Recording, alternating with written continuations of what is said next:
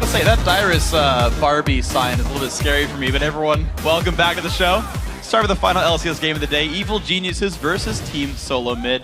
Now, Jack, EG is on a 6-game losing streak. They haven't won a game since the last Super Week. Yeah, it's been a while, and to extend on that, they've only won 1 of their last 11 matches. It's hard to imagine a team that came in with such high expectations is now tied for 7th and desperately need a win to stop their free fall. Actually, at the beginning of the season, there was a Reddit poll to see what the end of season standings would be for the NA LCS. EG was predicted to be 3rd in that voting scheme, and they're sitting tied for last. It's a rough spot for them. We'll see if they can turn it around. They are technically in the playoff run. We'll see if they can make that happen. Of course, meanwhile, we've seen, really for the first time this year, TSM actually struggling. Last week with their loss against CLG, and then a hard-fought comeback against Curse. You know, TSM not quite the same. Bjergsen even admitted they're having a hard time adapting to the new patch. Yeah, Team Solomon's early game was shaky last week on the 4.4 patch, and they've been giving up early objectives. Previously, TSM's strength was shown in the laning phase, where they could isolate their opponents and let their skill level show through. But teams have been bypassing the laning phase with early swaps. For example, that game they played against Curse last week. TSM gave up 2 turrets without getting any for themselves, and it was actually only through Bjergsen's effort on Nidalee that they were able to win that game. So they really need to adapt better and faster to this patch. Yeah, we'll see if they can do it right here in front of us on the stage. Let's check out the starting lineups. On the blue side is Evil Geniuses with Inox in the top lane, Snoopy in the jungle, Pobelter in mid, Yellow Pete on AD carry, and Krepo at support. And on the red side, it is TSM. Dyrus in the top lane, Oddwin in the jungle, Bjergsen in mid lane, Wild Turtle and AD carry, and X Special on support. So we'll be getting ourselves into the game fairly soon. Of course, the really big thing to look for now is, okay, TSM, right, the first and second place playoff race. Like, they and Cloud9 are in their own little place in the stratosphere up there. Yeah. Cloud9 very at home on that level of the atmosphere. But TSM, they're not behind in losses, right? Yeah. Neither of these teams have lost any games this week, but C9's already played half their week. They've already won twice. One of them against Counterlogic Gaming, one of the toughest opponents here. I know. So TSM got to catch up. It's interesting how, if you look at the standings now, it's 2 more wins in the column for Cloud9. But TSM, still consistent and relatively strong against the bottom of the standings. They pretty much win all of those ones. They had the 1 upset loss to Coast. Other than that, they have been rock solid against the top of the standings here. It's because of their laning strengths, first and foremost. But I really wonder if EG is going to be able to bypass these here. You have teams really going in opposite directions here. But if EG wins this one, they actually pull themselves ahead of XDG. Which is of utmost importance. We saw in the video feature at the very start of the day the importance of EG to finish the year strong despite this ridiculous gauntlet of games they have to play in Super Week. Yeah. But if now's the time, this is the patch that they could potentially do it on. EG has been very good at rotating in their victories, and TSM has been poor in rotating in their last week of games. Yeah, I mean, they're a roster full of heavily experienced players. You look at Snoopy, Yellow Pete, and Krepo. They all went top 4 in the Season 2 World Championship. These guys have been on major stadiums. These guys have been down to the wire against heavy favorite teams and still pulling up wins there. And yeah, strategic game is, I think, EG's best place, right? Get the 2-on-1s, make the rotations happen, play that sort of gameplay here. The other side of it as well is the fact that they're just going to match up in a very different sort of play style. You've got Inox, who's playing carry top laners, Nidalee, or Lee Sin, as it was last week, and having really good performances. He's a guy for me to watch out for. I know he's one of our players to watch for the week. But the problem is he's against Dyrus, who is pretty much the epitome of a consistent top laner right now. He's probably the most controlling top laner. If I had to put a tag on it, because Balls is the one who's more likely to carry, but Dyrus is the one who just always demands attention. No matter where he is on the map, he will take pressure off other places. Yeah. That's his best trait, I think. Yeah, and he sort of decided a few weeks ago that he was going to be a different sort of breed of top laner. A little bit more aggressive. Yeah, he was like, I'm going to be Mundo and Shyvana and farm all game. I'll show up in TP to team fights. But now he's prioritizing champions like Renekton and really trying to show up into battles, bully his lane down, create openings for the odd one, or create pressure, as you said a second ago, for the rest of his team off the map. So, see these guys end up doing the Zed, I think 3 or 4 times in a row, maybe even more, banned away from Bjergsen, not allowing some of that TSM solo play, although we've seen other champions for Bjergsen work just fine. Did you get a chance of watching Bjergsen play Zed on Earth mode? I did not see that video. Yeah, he went something like 35-1 playing Zed on Earth mode. He was so good at popping to his shadows. Obviously, this is real League of Legends, not the future of League of Legends as Earth mode. Present League of Legends. But really, It's a smart ban with how strong he's been on that champion. So If you haven't seen the video, please look it up. Please go and watch it. It's good. basically what Bjergsen Urf Z on YouTube, and you'll pretty much find it. Probably. Probably. Yeah. That's our guess here. Check it out if you're here on your smartphones, or just open up the second monitor. Watch it when you get the chance, maybe after this game. I feel like Smile versus Solitude right there. Just the two opposites of 80 carries there. Yellow Pete almost never smiles, whereas Turtle almost never has a non-expressive face. And then the supports are actually reversed. Expecial is serious mode almost all the time. Yeah, but Crepo smiles. And Crepo just makes amazing jokes like I do. Crepo probably has the best sense of humor in all of League of Legends, second to me. Okay. I'll just let you have that one. Shox gets third. Anyone who makes puns is an okay person in my book. Well, the bans come through. The Renekton removed away from Dyrus LeBlanc, making it 2 mid lane bans aimed at Pobelter. And it's going to be the Kha'Zix. Well, you said EG needs to adapt and evolve. There you go. Nice one. Thanks. Yeah. This Kaz can evolve. I wonder, though, if this... No, TSM had hovered over Lee Sin. They were just messing with this. They're still hovering over Lee Sin. They locked in Lee Sin? Okay. Now I'm surprised. Yeah. Neither Dyrus nor Oddone really a big Lee Sin player. No. They're bringing it out in their first game of Super Week. First off, the champions that Dyrus plays are generally not mechanically complex champions. Yeah. Even though Dyrus has amazing lane control and game knowledge, he's never won for the really mechanically complex champions. Whereas Oddone had never played Lee Sin really throughout his competitive career. But I would say, because of his recent infatuation with the Lee, all the way back to 2013 season, his mechanics have improved substantially. And I guess this is a test to see whether they've reached the Lee Sin level to break it out in pro play. He is not the type of player you would expect to play Lee Sin. Yeah. But he has been working on mechanics for quite a long time now. Well, it's going to be a bit of an odd pick for him, but I think he's the one to do it. Needley's going to come through for locked in by Snoopy, though we'll see if it's a Pobelter or an Inox champion. Most likely Inox, though, we'll see. And I got to say, to kind of piggyback your Lee Sin point, it is a steal. They counted on picking that in their first rotation to not let Inox play a champ he's been individually successful with. There's always the outside chance we see the return of mid-lane Lee Sin. That's true. Fairly unlikely. But that would be a Bjergsen-type champion. That would be a Bjergsen-type champion. Flashy, mechanical, awesome. Yeah. Still a lot of discussion here. It's always interesting playing against DG with their unconventional top lane champion pools. Are they, because they could still theoretically break out the Nidalee Gragas composition that they've had so much success with. So TSM has to be careful not to get surprised by that one. They got to make sure to bring enough hard initiation right now. Thresh and Lee Sin is a nice start. Ooh. Okay. Okay, so Lucian comes through for Wild Turtle. Pantheon gets grabbed. So, I mean, at this point, we're either seeing Dyrus play Lee Sin or Bjergsen play Lee Sin. Mid-Pantheon. Mid-Pantheon, that's going to be it.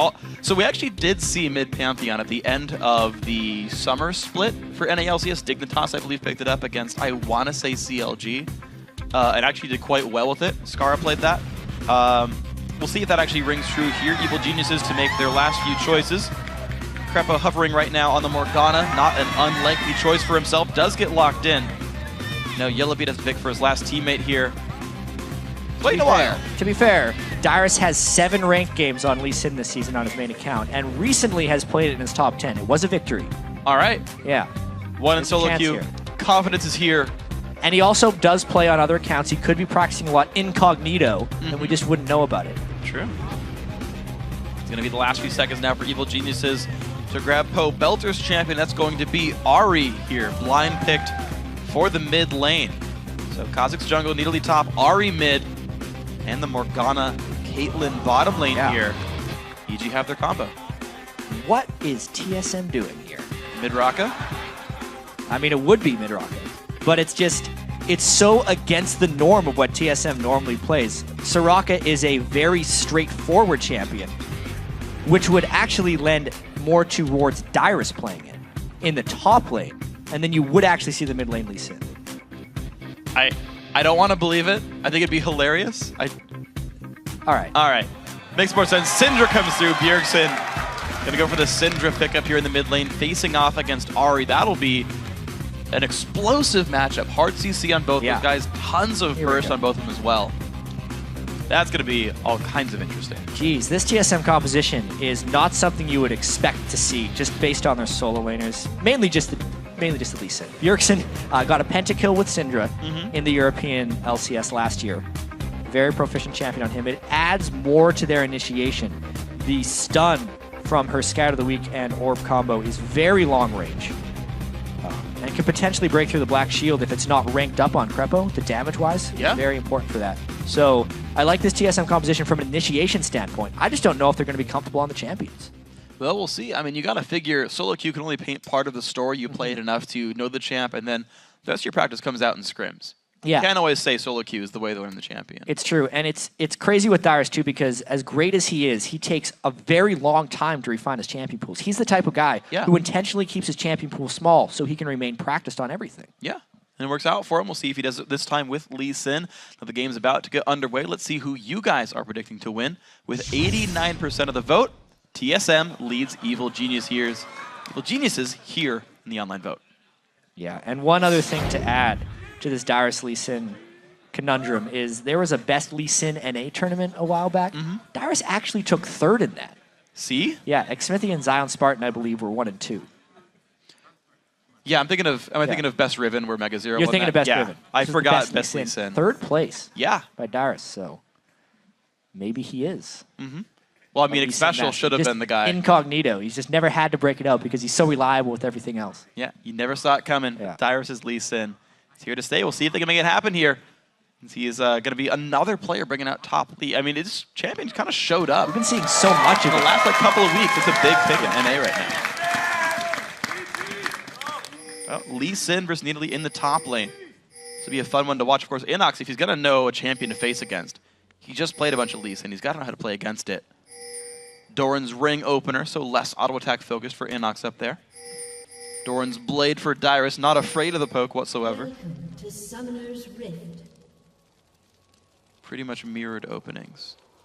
Yeah, Dark Binding is a huge threat early on in the game from Morgana, but X Special can match that with a death sentence. Fog of War manipulation, incredibly important right now.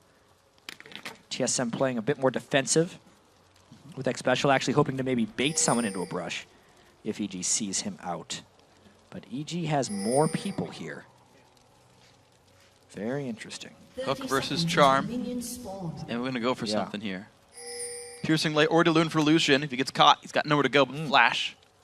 Yeah, should not have skilled up his Q right now, but Wild Turtle likes to live dangerously. He does. He's wild. Coming out of his shell a bit in this one. Special waiting around. He's actually out of vision of the river brush there. He's just dancing back and forth watching for invades, but not getting spotted if the other team waits. Wow, it actually looks like TSM might be going for delayed invade right through where the EG ward is. EG could potentially mind game TSM brilliantly here. Depending on really somewhat random timing here. If EG would invade before Odd One would check, versus if TSM walks past the ward before EG moves, because otherwise they could collapse on them once they make it to the blue buff and here pick comes up the move. Kills. Tormented Soil comes down. They Crepa showed. gets spotted. Yeah. Okay. Immediately. That's just unfortunate timing. So And they know TSM's flank. now they're getting collapsed on, but they see the flank coming. This could be a brawl at level 1. Well, Javelin's on a Dyrus. The team winning around Crepa wards the flank. They're going to pull it out towards the back. They see Special and Wild Turtle. Here comes the battle. Flash. 3-man play. Here goes Piercing Light. The engage comes in. The Q lands Dyrus. Nowhere to go. Has to flash away the damage coming through. There's some more Dark Spheres coming down. Javelin. Yellow Pete with the barrier is alive. Goes down. First blood. There's the flash in. Odd One grabs a second. 2 kills TSM. Right away, TSM comes out on top level 1, which is remarkable because they didn't even start with the regular ward, but they still outplayed them. Not going for the hook, instead going for the flay. Starts this off right for TSM. All the orbs coming in just to get them low. And at this point, EG is in full retreat mode. Pantheon can crit his spears and his autos at this point, which is why the flash in at the end from Odd One finishes off that kill. And they're still able to get their own red. There you go, red buff secured for TSM despite walking through wards the whole way. Just the fact that Bjergsen saw him on the side was enough to group the team in. Well, TSM managed to fix a lot of their level 1 problems early on. Yeah. So that's a nice start if starting games had been a weakness for them. Reginald, obviously, with his retirement, has stepped back into a coaching role. I'm sure TSM spent a lot of time analyzing what to do in this level 1 game, rehashing how to play the 2v1 and 3v1 lanes. Because if we think back to the 2013 season, they were very good at the 3v1 tower dive game. Almost every game you would see tanky support, whether it was like Tarek or Leona at the time for X Special, and they would go and do those early dives. Snoopy bit off a bit more than he could chew here. His smite is available, but he's got mana to do it. Probably gets the damage in level 3. He's all right. He's all right. Ran out of potions though. Used a bunch in the first engagement, then even more in the clear without much of his leash. It'd be difficult. I understand it. Odd one actually, oddly enough, getting a slower jungle start here. Yeah. He's second to level 3 among the junglers. Well, Pantheon is not known for his fast clearing potential. Yeah. He's known for his ganking prowess and team fight potential, especially at level 6. See when he gets himself there. Dyrus actually going to be defending the turret with the odd one. So this is one of the first 2-on-2 lanes I've seen for a while. Jungler top laner defending against Yellow Pete and Crepo. I imagine Lee Sin Pantheon has tremendous actual kill potential against this Morgana lane. It's, yes, Black Shield can block some of the CC, but it's not going to block any of the damage. With Dyrus or Odd One throw down. Yeah, okay, so Inox stuck in this one. You got Snoopy actually showing up late to the party. He's actually just killing the white camp for himself. Of course, Inox is level 3. He's throwing javelins from the back line. Like, he's not going to get turret dive. They see where the odd one is, so a very different early game setup, but Snoopy does eventually show to defend this turret. Yeah, let's track here. This is going to really open up the mid lane as well as these teams try and shove down. Since the junglers are completely shown in their lanes, I actually don't think the turrets are going to get pushed too easily since it is just a straight up 2v2. This means Bjergsen gets to shove as much as he wants against Pobelter with that Doran's Ring advantage he got from the first blood. Absolutely, so see what pans out here for these guys. Pobelter chilling still in the mid lane, 6 minion deficit though, plus the kill and assist that Bjergsen got. That's a bit of a lead here. Looks like Dyrus is alone now to defend this turret. At level 4 they decide, you know what? You're strong enough to defend against Yellow Pete and Crepo. Attack speed goes off onto Caitlyn, and I mean, Dyrus is taking some decent damage, gets a Dark Bind into the face. The trap does actually hit the Ignite there as well. He does not have Flash, keep in mind. The shield comes out. Dyrus lives. Wow. Ooh. He has 2 ranks in his W here for defensive capabilities, and it ends up saving his life on Lee Sin. Oh man, that EG's going to want that one back. And he teleports back. It doesn't even wait till he heals to full. He's close enough. Yeah, he's Lee Sin. He's got health potions. It's going to be fine. Level 4 on everyone here in the bottom lane. Right here, Odd One still on defensive duties. Wards over the brush. As you back off, Dyrus going to get some free farm here. 23 to 14 minions among these separated top laners here. Dyrus having the better start of this one. Double Doran's Blade for himself versus the double Doran's Ring of Inox. There's a lot of doubles in this game.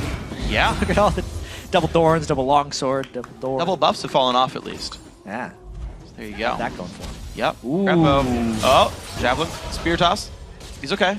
Level 5 though for Dyrus and the Odd One now though. They do have the lead here. EG force play defensively. Flash up in about 30 seconds for Dyrus. The same for the Odd One.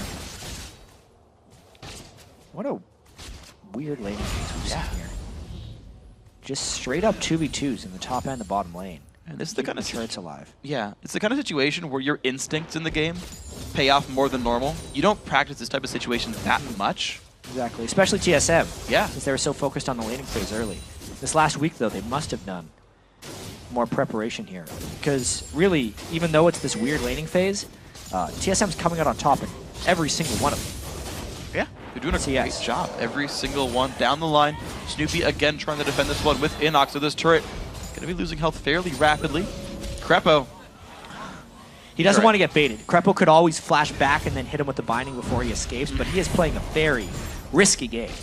They're taking a bit of damage, but just sustaining. He's now got 3 points in Safeguard. Iron Will lands another Q. He's keeping his eyes on Crepo. Yep. Even though he can't see. Yeah, it's fine. Sonar working out well for him. Pobelter hits level 6. Pops the ulti. You'd already used one of them. Yeah. So Bjergsen really bullying Pobelter, and there's no jungle help coming for him because Snoopy's been trapped up in that top lane with Wild Turtleneck Special.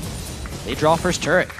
Great start by TSM across the board. Yeah, down goes top lane turret 8 minutes in, and just the standard, well, non-standard 2v2, I should say. Dyrus hits level 6. Yellow Pete is now without his support as Crepo goes back to buy. Gonna grab an early sight stone here on Morgana, likely the similar situation here for Special. As he recalls back, and Dyrus a further and further lead here, 49 to 27 minions between the two top laners. Yeah, I mean, the level 1 engagement was very important for TSM. But at the same time, when they exited out of that, the real advantage that really showed through was an extra Doran's ring onto Bjergsen. Like, it really wasn't too substantial in that. The rest of the advantages have been gained by just TSM's good 2v2 laning, so to speak. It wasn't the typical 2v2s you're going to see, but this is the type of controlled, non-rushed objective games the TSM excels in. They were able to kind of adapt to the lane swapping by sending their AD carry and support up top, but then still coming out on top. The hold by Darius' Lee Sin, maxing his Safeguard and Iron Will first to keep himself alive, and it's keeping TSM very controlled in this game. And now we'll see how the duel pans out there. Inox and Dyrus now show up in the same lane.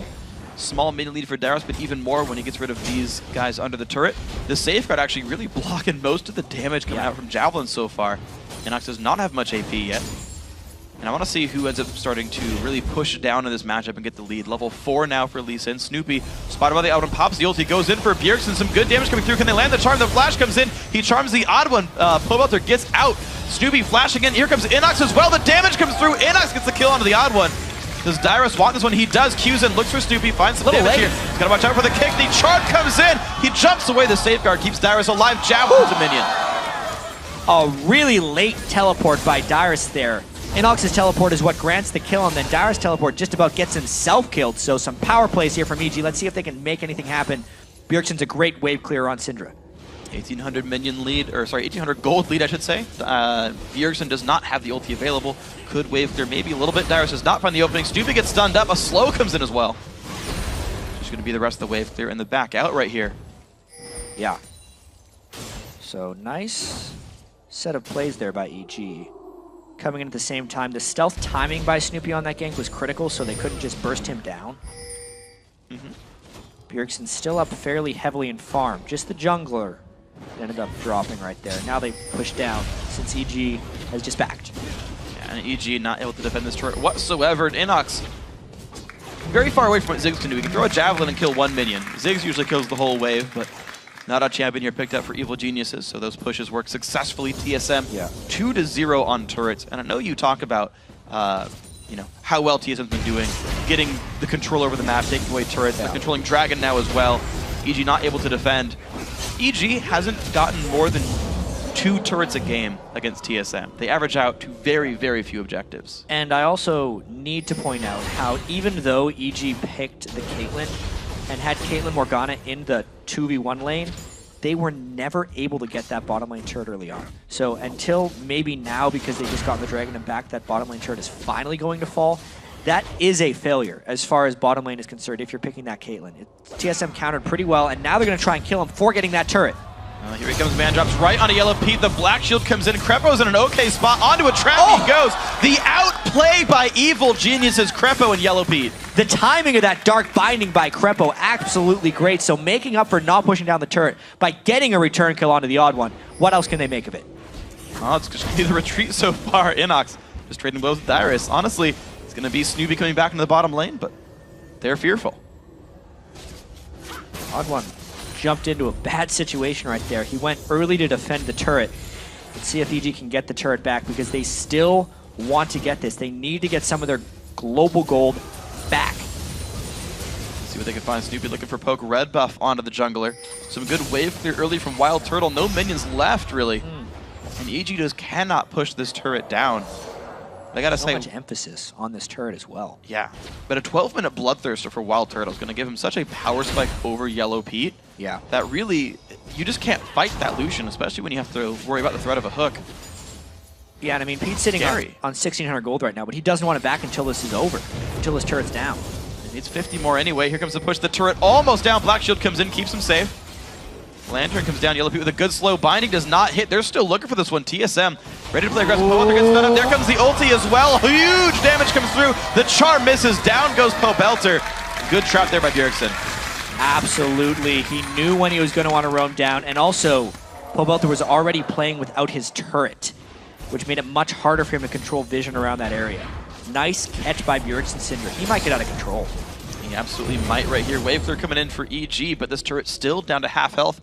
Yellow Pete was forced to blow his flash off screen, I'm guessing by a hook attempt by X Special, so EG playing a bit with fire, and Snoopy for most of this game, has been camping by one of his side laners trying to keep their turrets alive. That's not the ideal way to play Kha'Zix either. He needs to be in lanes, using his ultimate to stealth, and forcing flashes, creating pressure on the map. He has just been the stopgap, really, for EG as their lanes are falling behind. He is almost a no-farm Kha'Zix right here, as they are the ones who lose their bottom turret as well. All 3 outer turrets down for TSM. Well done by TSM. This is the kind of thing you would actually kind of want like a Nasus jungle for. Somebody who can just kind of show up, help wave clear, keep things alive. True. He's basically playing Kha'Zix like Nasus here with, you know, low gank threat, low damage overall. And hopefully for Snoopy's sake, he can get himself back into this game.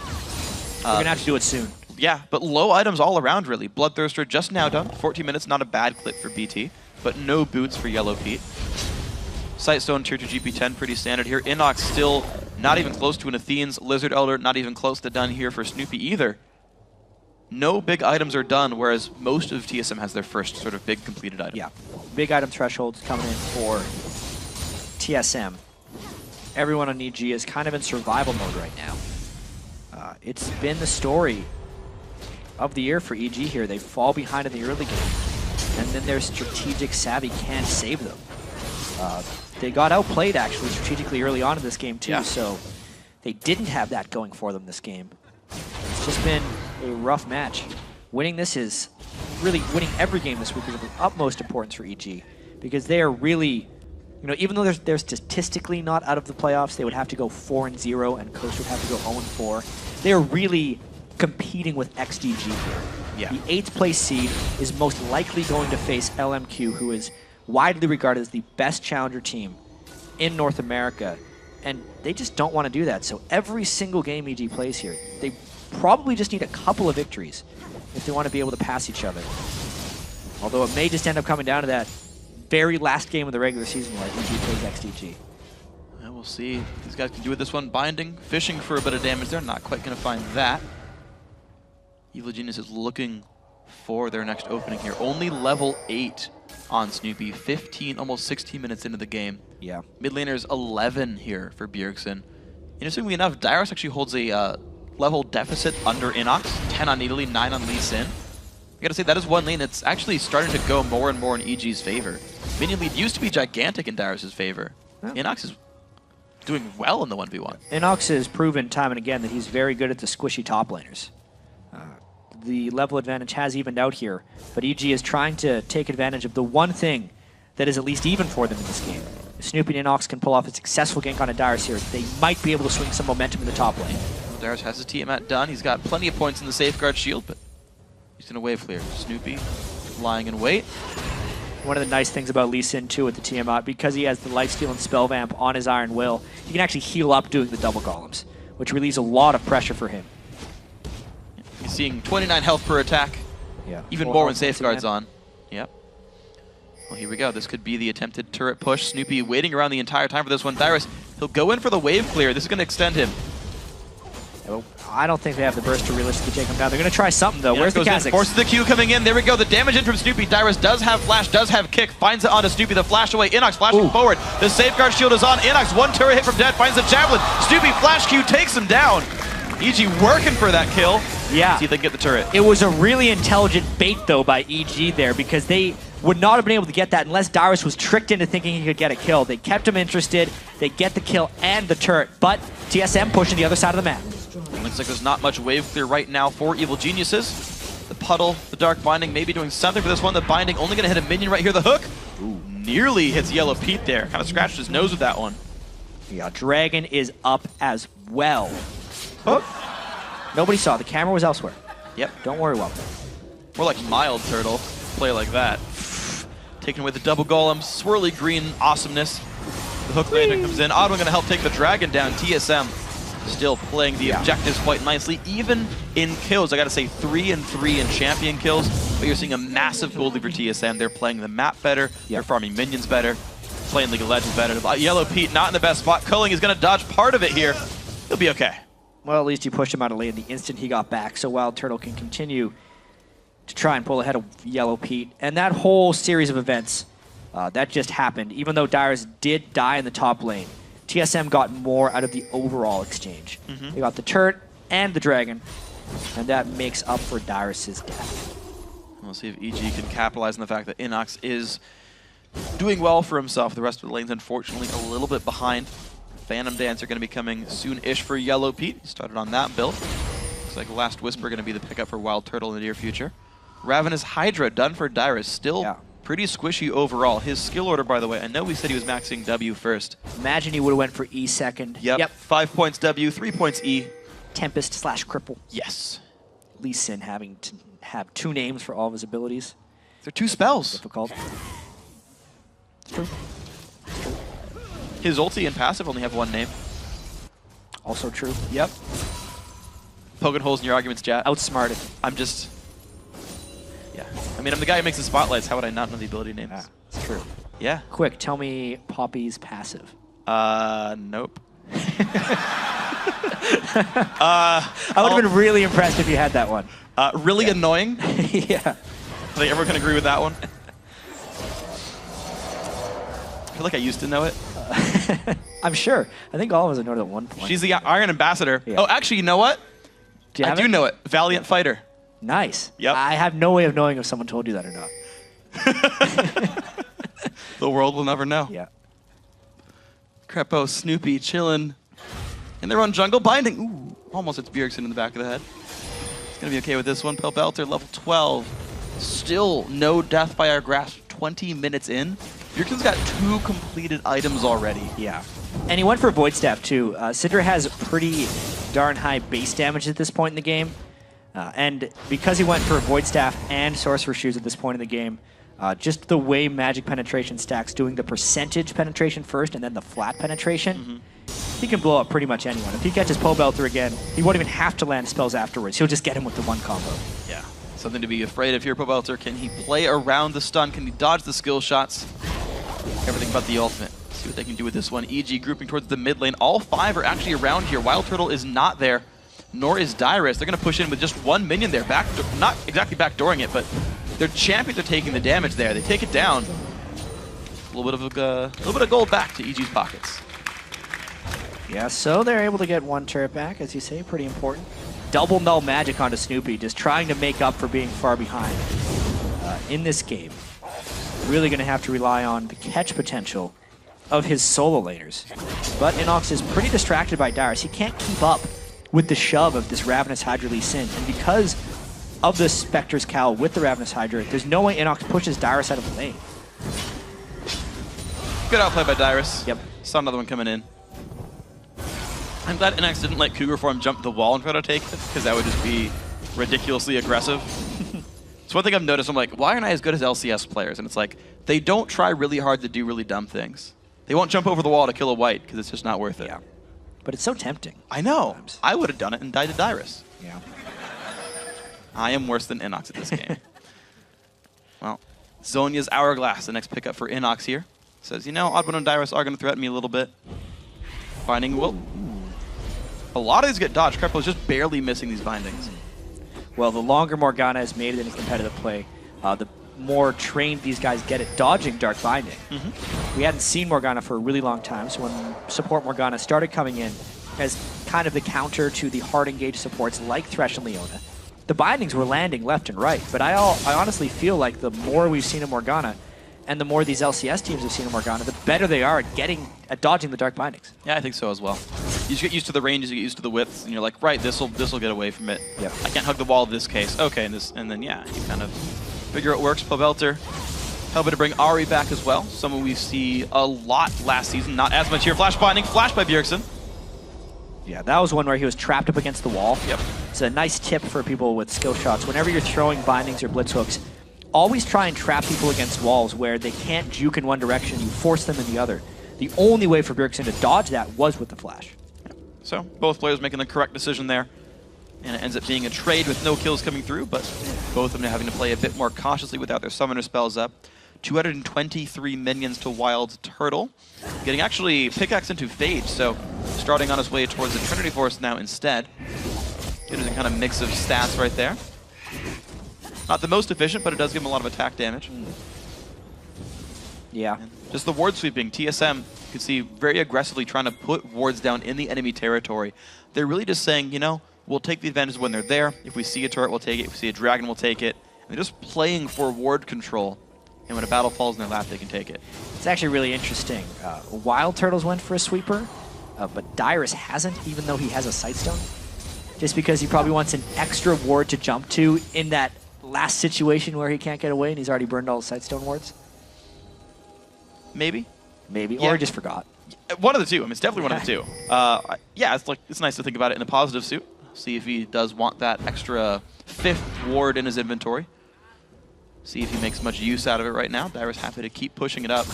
Honestly, as Sightstone leads in, you're so tempted to put wards down just to have wards. You do run out of trick wards really quickly. There's actually plenty of reason to keep the yellow trinket. Yeah. Dragon controlled because EG was not strong enough to contest. They were trying to push mid lane in the meanwhile, but actually X Special might get something. Oh, good Black Shield. Didn't hit anyway, but really close skill shots. Too. Safe. We're seeing Bjergsen is tossing minions around. 250 minion kills for himself.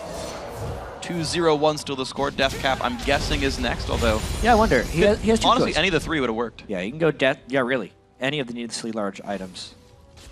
DFG is sometimes the choice on Syndra when people really want to just one-shot people, which Bjergsen is quite good at. Yeah. In general cases. But if they want more of an AoE team fighting composition, he wants to land the group stuns. Whee! Says the tweet. Whee! Yeah, really that's not fun. as good. Yeah. This is way more fun. But to finish the Bjergsen point, if he goes Death Cap, it's more about the group team fighting stats. Which might be what he wants to go for. I think it makes sense. I feel like when you're this far ahead, you already one-shot people. Doing twice their health Pretty bar close. is not any more effective than doing 1 times their health bar. I think Zhonya's or Rabadon's would be the smartest choice for Bjergsen right now. Absolutely. See when he gets himself there. So far, by the way, for those who are wondering on Syndra's skill builds, you can see in the bottom left, max Q, then max E. It's because when you E stun the ball through things, the ball damage when it's stunning is calculated by the E. Here comes initiation from TSM though.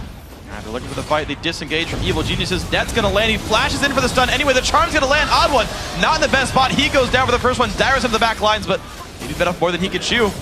Whee! Goes away with the lantern. EG just getting the kill.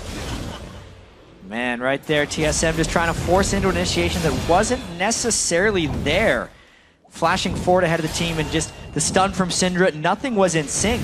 So nice disengage there by EG. I think if TSM wants to fight EG, they should more force the objectives onto spots and force them to come at them that way, because brute forcing onto that Black Shield is rather difficult. Taking one more look at this one. It looked like Odd One just really wanted to get Crepo down, but the charm by Pobelter was just too much. If the rest of TSM was right behind Odd One, it would have worked great, but they just were not. Yeah.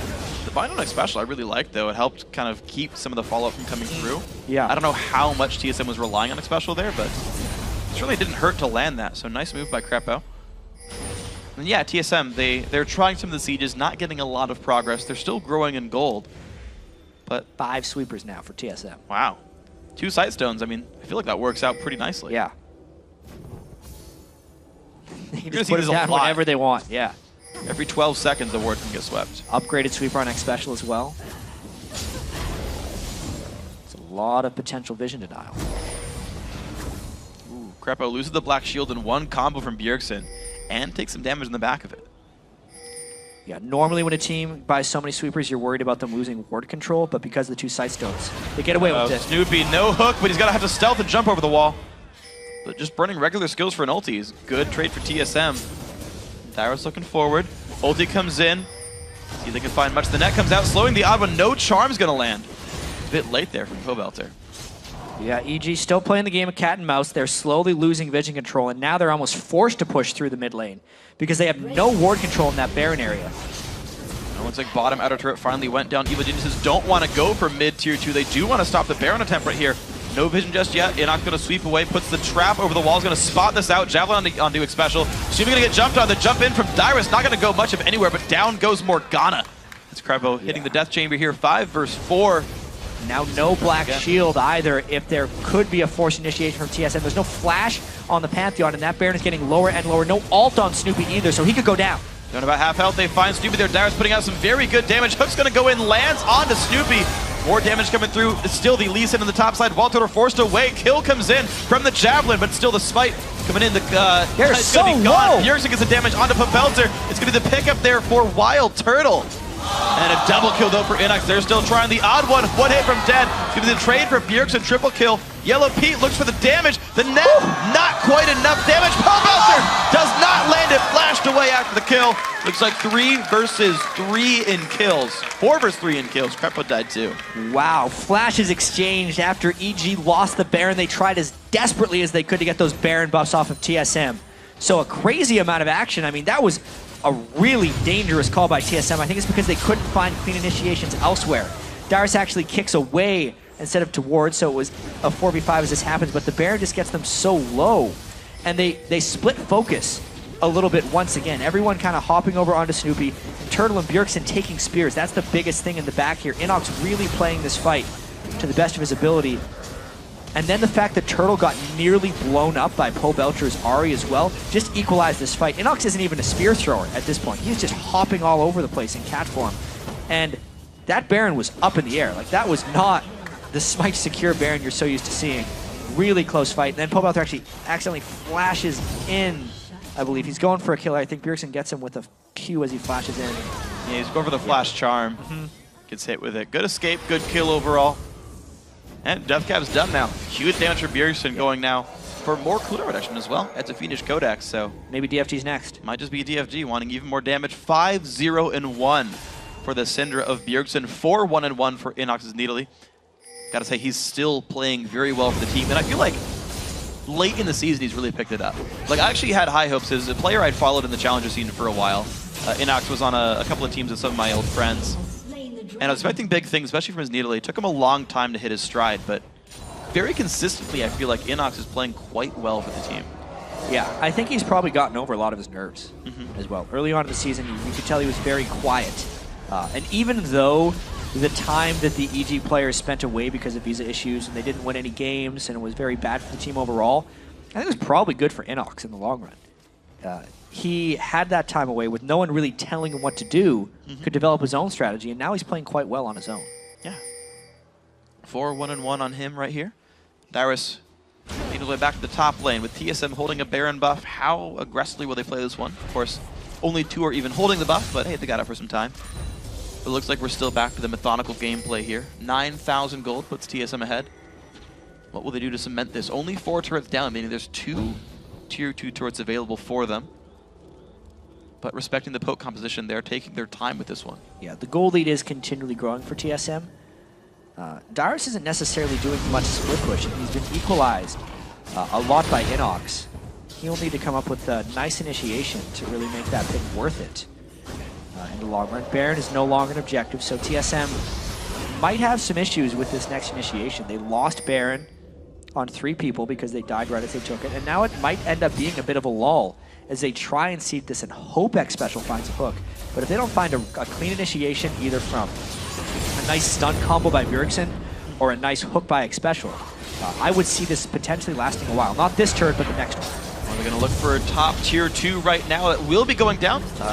Seeded by Evil Geniuses. There's a giant minion wave in the bottom lane right now, pushing from TSM's minions into EG's base. Javelin onto Bjergsen brings him down to half. And TSM might say, you know what? Yeah, they're going for all the back others. out for it. They're going for all the other turrets. They're playing this one as methodically as possible, since they don't necessarily have the strongest dive potential. No great tanks on their team quite yet. Yeah. Dyrus, not much armor. Odd One, starting to build towards the Randuins, but they might just die because Ahri was away. They look for it. No one's in the range for the stun just yet. Snoopy's going to stealth out as well. Here comes Really the good push to the call, hip turret. Down very low into the back lines goes Snoopy, taking a bit of punishment. There's the upgraded sweeper though. Snoopy forced to flash away from this one. Crepo, very low on health force back. Oh. Wow. Yeah, great move by the upgraded super there by X Special. And they got a lot of the turret down. That was a very smart call by TSM to go as hard as they did right there. I think their initial plan was to actually rotate for the outer turret in the mid lane, but once they saw Pobelter was doing an extra shove in the bottom lane, they knew he wouldn't be there. And they went for the quick push.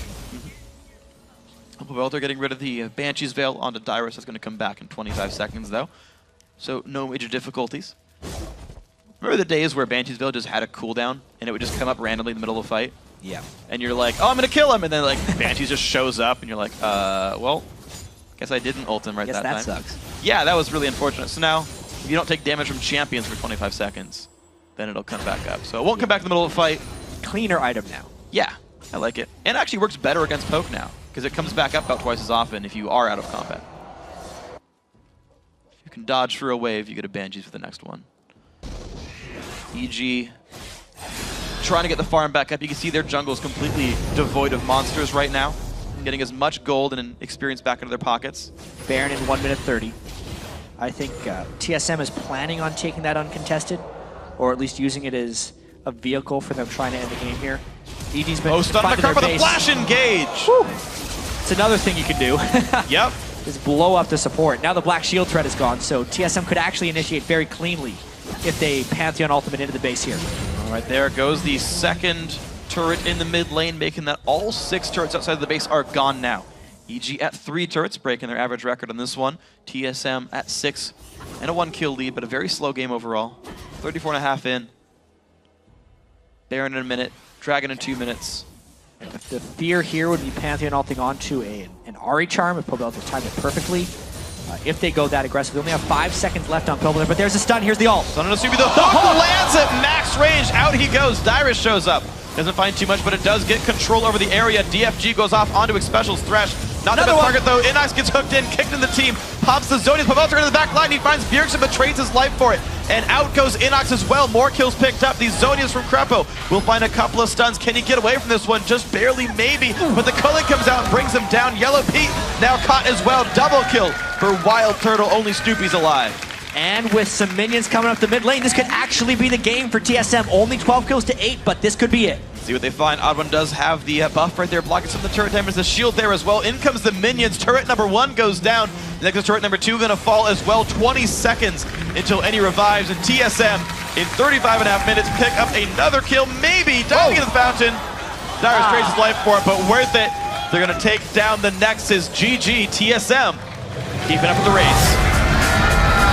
So overall in that game, TSM's start was far superior. Much improved from last week. Yeah.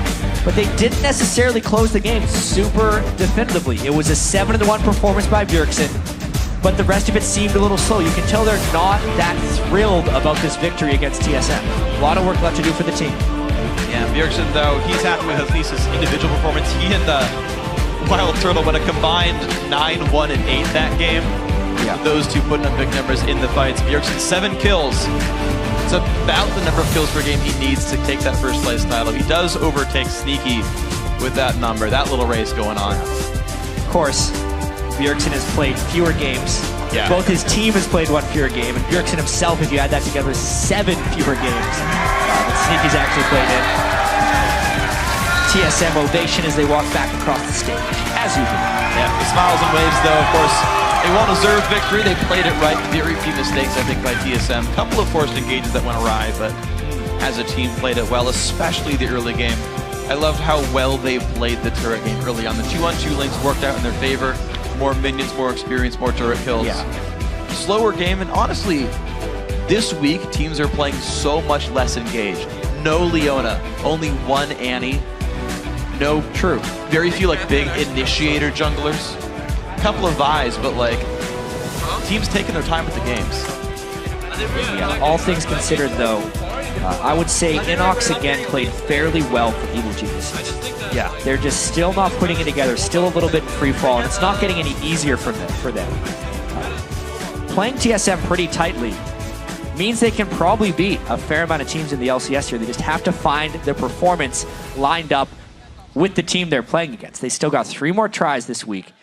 Thinking about that playoff race that EG's in, they're out of the playoff race. Yeah. They're now in the race for not 8th, which is honestly just as important for them. It is super important. These guys were in that situation last time they fought the top challenger team that is now Complexity Black. They won that one, but of course a tough road ahead. So we'll see what EG can do. Yeah. But for more on TSM's win, let's send it down to Kobe, who's Rift side. All right, thank you, Freak. I'm here with Dyrus after their win. Now, Dyrus, you used Lee Sin in this game. It's not really a champion that's typically in your pool. I want to ask you, though, what do you see in this champion? Even though he's been nerfed millions of times, he's still high skill cap, high risk, high reward, or low reward if you play it like me. But yeah, in this meta right now, I think Lee Sin's a pretty strong split pusher because you can play anything else against him, and then he's like 50% lifesteal with AoE. It's like pretty fun. Now, bringing Lee Sin into this game, were you expecting to go into a 2-versus-1 lane starting it out? I expected to go against either or because I never really know which lane I'm going to end up against. The level ones, you can't really predict from that if you don't buy a certain amount of wards, and we didn't have that, so we just kind of went in with our, we just had a plan, we went in with it, and we just executed. All right, so talking about plans, looking forward to tomorrow. You're going to face Cloud9. You guys are battling with them for first place. Do you have any specific planning that's going into that, or is it just business as usual? Business as usual. We're looking to try and beat them, but right now we've been shaky lately, so we just got to step it up for tomorrow.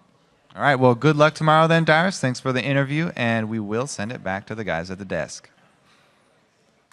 Thank you very much, Kobe. Now, guys, we are 5 matches down so far in Super Week. Of course, many more to go, but here's where things stand so far in the North American LCS, brought to you by the new season of Game of Thrones. In sole position of first place right now is Cloud9. Yeah, but just half a game back. It's TSM with 21 wins and 4 losses. Then, locked in at third, it's Counterlogic Gaming. And with Evil Genius's loss, Dignitas, Curse, and Coast have all secured their playoff spots and now playing to avoid a first-round showdown with Counterlogic Gaming if they finish 6th. Yeah, then tied once again in 7th is Evil Geniuses and XDG Gaming. Both teams are eliminated, but they are really jockeying to stay out of last and improve their chances when they play in the Summer Promotion Tournament. And of course, on Saturday, we'll be bringing another full day with 6 big matches, starting with XDG versus Dignitas. Then TSM will face off against Coast, followed by Curse battling it out with CLG. After that, it's Dignitas versus Coast, and Counterlogic Gaming faces off against Evil Geniuses. But in our final LCS game of the day, it will be TSM versus Cloud9, which could be a battle for first place. So be sure to check in at levelesports.com for the full schedule. But right now, it's time for the North American Challenger Series Spring Playoff Quarterfinals. Riv and Zyrene, take it away.